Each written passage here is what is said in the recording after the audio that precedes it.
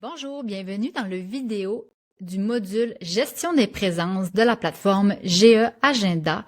Ici, ce sont les garderies en milieu familial accréditées par un bureau coordonnateur subventionné et non subventionné qui peuvent utiliser le module, ainsi que les garderies, les installations privées non subventionnées qui peuvent faire aussi leur fiche d'assiduité dans la plateforme. Alors, c'est seulement que les CPE qui ne peuvent pas utiliser la plateforme de GEagenda pour faire les fiches d'assiduité. Cependant, ils peuvent entrer les présences quand même.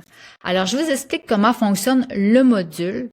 Alors, c'est assez simple. Ici, dans la section Gestion des présences, on retrouve tous les enfants que vous pouvez faire une recherche par nom et vous pouvez aussi faire des recherches de enfants présents, enfants non présents. Alors, vous pouvez voir qui est absent et qui ne l'est pas. Vous pouvez faire des recherches aussi par groupe. Ici, c'est une garderie fictive, alors aucune donnée d'enfant est vraie. Je tiens à mentionner que sur les petites cartes ici, vous pouvez voir les tags de signé et non signé. Alors, cela veut dire que visuellement, rapidement, vous pouvez voir quelle fiche d'assiduité a été signée par le parent et qui n'a pas été signée. Pour commencer, je veux vous présenter le calendrier de présence. Alors, il a deux façons de saisir des présences.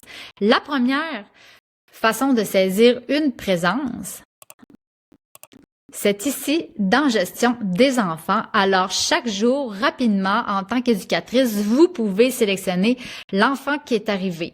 Quand vous cliquez sur Arriver, automatiquement, ça va aller inscrire dans le calendrier de l'enfant une présence. Si vous cliquez sur Départ, le présent reste dans le calendrier. Alors, ça change absolument rien. S'il y a une journée que vous oubliez de cliquer sur Départ, on ne s'inquiète pas, ça va quand même rester P pour dire que l'enfant a été présent dans le calendrier. Si vous cliquez sur Absent, il y aura un A qui sera inclus dans le calendrier pour dire que l'enfant est absent. Alors, c'est quelque chose qui se fait quand même, une manœuvre qui se fait rapidement. C'est super simple, c'est automatisé. Alors, selon les présences, vous pouvez retrouver le code facilement ici dans le calendrier. Si un enfant est présent le matin et que l'après-midi, l'enfant se retrouve absent, vous pouvez venir le changer manuellement. Alors, présence PM, vous pouvez entrer un absent. Ici, on retrouve vraiment les codes légaux par rapport au milieu familial accrédité. Fait que on retrouve ici toutes les informations, la légende.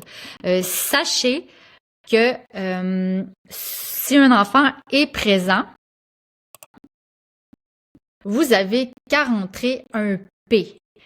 Il y a des éducatrices qui pensent qu'ils doivent rentrer 2 fois P pour le matin et l'après-midi, mais non, si votre enfant est présent, vous rentrez seulement qu'un P. Maintenant, quand le calendrier est complet et que vous êtes prête à faire les fiches d'assiduité, je vais vous montrer une petite option avant que j'ai oublié. Je voulais vous dire que si vous voulez faire une saisie manuelle parce que vous avez oublié le matin ou la veille ou quoi que ce soit d'entrer des présences, il y a possibilité de l'appliquer à tous les enfants en même temps. Alors, si vous vous dites « Oh, hier, j'ai oublié d'entrer mes présences », vous pouvez aller dans un enfant, cliquer sur « Présent » si tous les enfants étaient présents et puis vous faites appliquer à tous les enfants. Sinon, ça s'applique seulement qu'à l'enfant.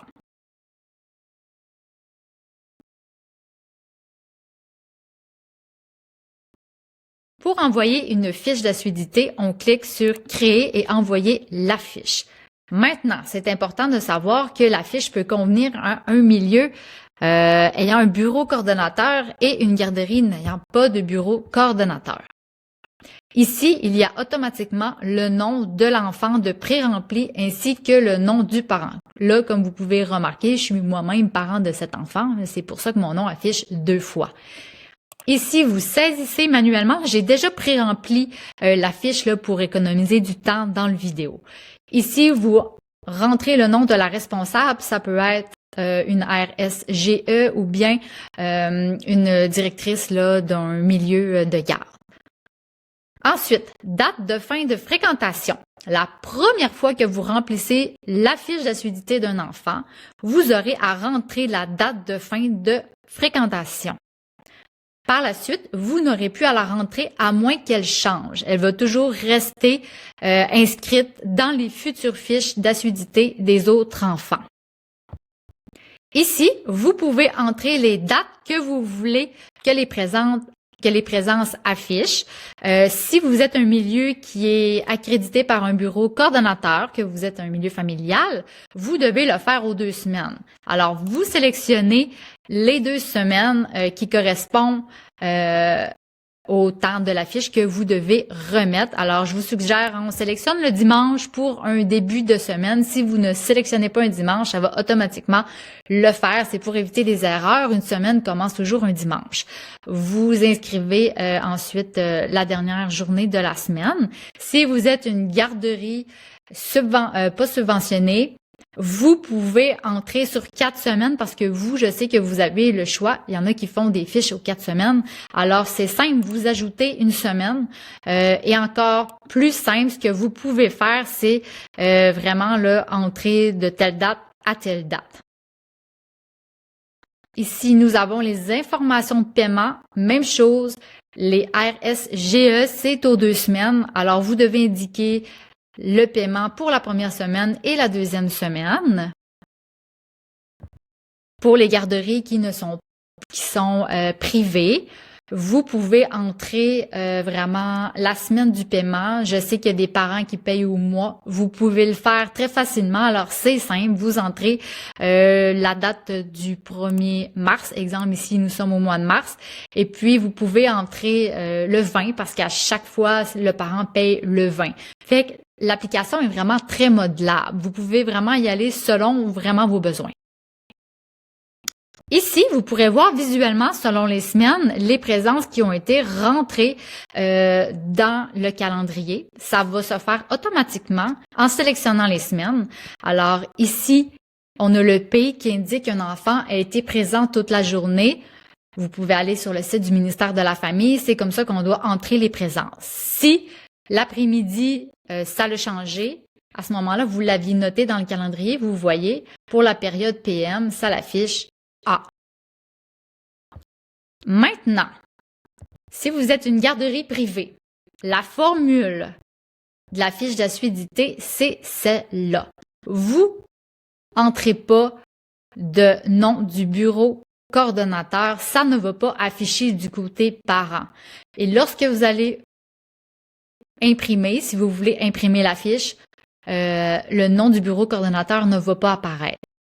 Si vous aviez un bureau coordonnateur, vous entrez le nom du bureau coordonnateur tout simplement, puis ça va afficher. On fait enregistrer le brouillon toujours. Vous pouvez quitter, revenir sans problème. Je voulais vous expliquer aussi ici des petites techniques rapido. Si pour tous les enfants, ces informations-là correspondent à tous les enfants, vous pouvez faire copier à tous les enfants. Alors, quand vous allez aller faire la fiche d'assiduité des autres enfants, ça va se copier-coller, ça va déjà être pré-rempli. Alors, on économise vraiment beaucoup de temps. Seulement si ça s'affiche à tous les enfants. Même chose ici pour le paiement. Si le paiement est pour tout le monde, surtout en milieu familial, parfois, les paiements se font en même temps. Vous pouvez faire copier à tous. Alors, vous remplissez une fois, puis ça va se transposer aux autres enfants. Quand vous faites envoyer, les champs redeviennent complètement vides. Ici, je voulais vous montrer pour les RSG. Voici un rendu final que vous pouvez voir. Ici, c'est vraiment la formule légale pour un bureau coordonnateur. Il manque ici la signature parent parce que c'est pas signé, mais vous pouvez voir un petit peu à quoi ça ressemble. Vous pouvez la faire imprimer en téléchargeant un PDF. Je vais vous montrer. Alors voilà, c'est ça que ça donne comme PDF.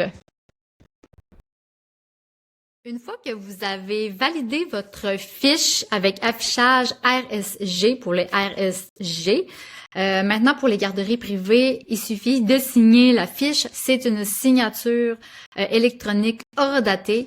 Alors, vous pouvez pas changer votre nom. Là, c'est la signature électronique qui est linkée avec votre compte. Alors, personne peut se faire passer pour personne. C'est vraiment celui-là, le compte connecté relié à ce nom qui est affiché.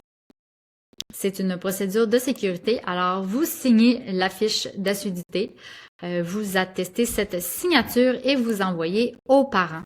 Le parent, lui, lors de la signature, va recevoir une notification disant de signer la fiche de son enfant et pour signer, il va avoir un code de double authentification pour vraiment valider que c'est le bon parent qui est connecté au compte, que c'est vraiment le parent de l'enfant avec un code qui sera envoyé au email du compte.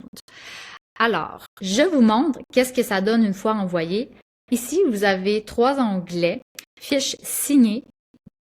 Vous cliquez sur cet onglet-là et vous pourrez voir les fiches d'assiduité envoyées, puis signées par Alex Riverain, c'est moi l'éducatrice. Et vous pouvez retrouver encore ici la forme RSG quand la signature a été faite par le parent. Ensuite, ici, vous pourrez cliquer sur « Voir la fiche ». Alors, ceci est la fiche d'une éducatrice avec un parent qui a signé. Là, ici, ben, c'est moi le parent de cet enfant. Alors, c'est pour ça que il y a 2 noms pareils. Fait que ça, c'est vraiment la fiche pour les garderies privées. Vous pouvez imprimer le PDF sans problème. Alors, voici le PDF final. Vous faites vraiment ce que vous voulez avec le PDF. Là, il n'y a pas de problème.